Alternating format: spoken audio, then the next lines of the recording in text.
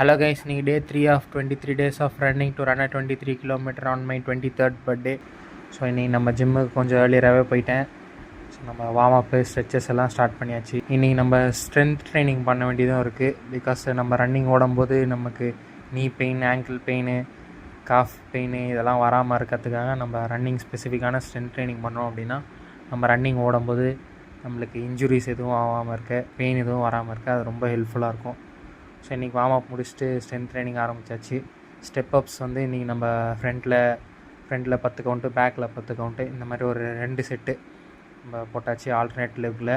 So next வந்து Cossack squats side to side, இது ஒரு 10 ரெப்படிஷன்ஸ் 2 செட் போட்டாச்சு. Calf raises for calf strengthening, tibialis raises for shin splints, bent knee calf raises, next RDLs for hamstring strengthening.